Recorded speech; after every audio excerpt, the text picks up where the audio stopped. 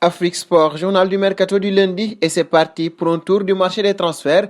Nous le débutons du côté de l'Angleterre avec le dossier Pierre-Emerick Aubameyang. Selon les informations du tabloïd The Sun, les discussions ont même débuté entre les Nerazzurri et l'international gabonais, plutôt séduit à l'idée de disputer la Ligue des Champions sous les couleurs de l'Inter. L'ancien stéphanois se montre ouvert à un possible transfert, même s'il continue d'étudier ses options. En tout cas, l'intérêt de l'actuel troisième de Série A pour Aubameyang est bel et bien concret. Et il ne s'agit pas d'un secret, l'Inter Milan pourrait perdre son attaquant Lautaro Martinez, courtisé avec insistance par le FC Barcelone à l'occasion du prochain mercato d'été. Pour le remplacer, le club italien peut effectivement se pencher sur Pierre-Emerick Aubameyang. Et nous resterons en Angleterre avec le dossier Ivan Rakitic évoqué chez les Spurs. Le Croate pourrait quitter le Barça l'été prochain et Tottenham serait désormais à l'affût pour récupérer l'international croate. Ce dernier, qui a fait savoir qu'il ne veut pas être traité comme un sac de patates, va devoir malgré tout se résigner à partir. Depuis l'arrivée de De Jong, il n'est que le second choix dans l'esprit de son entraîneur.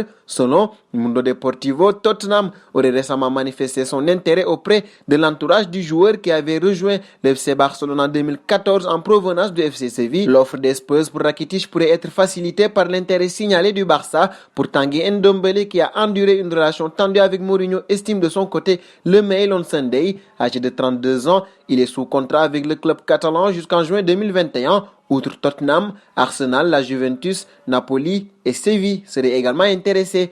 Toujours chez les Anglais, Liverpool vise le Graal dans le dossier Kylian Mbappé. El Desmarqué dévoilait que Liverpool préparerait une offre de transfert au PSG pour Kylian Mbappé dans l'éventualité d'un départ de Sadio Mané qui est annoncé du côté du Real Madrid. Liverpool semble bel et bien intéressé par le profil du champion du monde tricolore. En outre, Jürgen Klopp prendrait personnellement le dossier en main. L'entraîneur des Reds a joint par téléphone Wilfried Mbappé, le père de l'attaquant du Paris Saint-Germain, selon le DC Sport. Et c'est notre question du jour. Au vu de la situation contractuelle du joueur, pensez-vous que Liverpool puisse signer Kylian Mbappé? Vos réponses seront attendues en commentaire. Du dossier Mbappé, nous passons à celui de Neymar, son acolyte en attaque au Paris Saint-Germain. Le Brésilien commence bien à comprendre que la crise liée au nouveau coronavirus pourrait bien le contraindre à rester un an de plus au PSG, notamment parce que les grands clubs européens n'auront pas les moyens de faire une offre pour lui cette année. Et le PSG veut le convaincre un peu plus de rester en lui proposant un nouveau contrat. Son salaire pourrait passer à 38 millions d'euros par an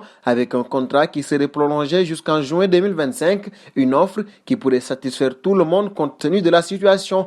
Parlons désormais d'un ancien du Paris Saint-Germain, Alphonse Areola. Le Real Madrid se dirige vers un changement de doublure de Courtois. Areola est loin de continuer à Madrid car le club madrilène va donner sa confiance à Andriy Lunin. Bien qu'Areola se sente bien à Madrid, il s'est fait à l'idée qu'il devra chercher une autre équipe. Les raisons sont en grande partie économiques. Le club se prépare aux effets de la crise liée au coronavirus et examinera à la loupe sa masse salariale pour la saison prochaine. Il devrait donc y avoir des économies sur des départs. Ce serait le cas en gardant Lunin. L'Ukrainien gagne près de la moitié des 2,7 millions d'euros nets perçus par Areola et il est gratuit. Pour qu'Areola reste, Zidane l'apprécie sans le considérer essentiel. Madrid devrait négocier avec le Paris Saint-Germain. Cela au milieu des tensions générées par l'affaire Kylian Mbappé. Et du Real Madrid, nous filons au Barça. Face à un avenir économique incertain en raison de la pandémie de coronavirus, le FC Barcelone a suspendu les négociations pour une prolongation de contrat de son gardien Marc-André Ter Stegen.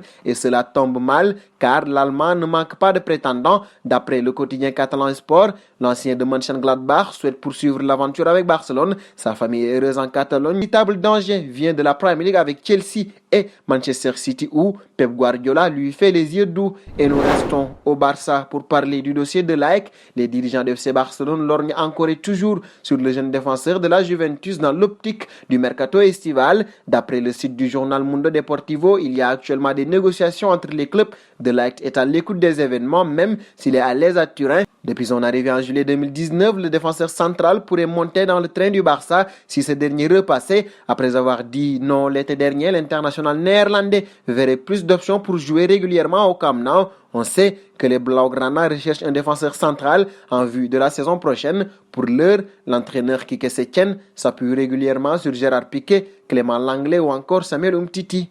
Dernier dossier du jour et c'est un retour de bâton pour le Barça. La Juventus Turin et le FC Barcelone pourraient bien collaborer au cours du prochain mercato estival. Alors qu'un échange entre les milieux de terrain Arthur et Miralem Pjanic a été déjà évoqué, la vieille dame s'intéresse aussi à un autre blaugrana, le latéral droit Sergi Roberto, selon Sport. D'après les médias catalans, le staff turinois apprécierait la polyvalence du Barcelonais, capable de jouer sur l'aile mais aussi dans l'entrejeu. Un transfert paraît d'ailleurs possible car, en pleine opération dégraissage, le Barça ne s'opposerait pas à un départ de Roberto estimé à 40 millions d'euros. Et c'est cette info qui met fin à ce journal du Mercato de ce lundi.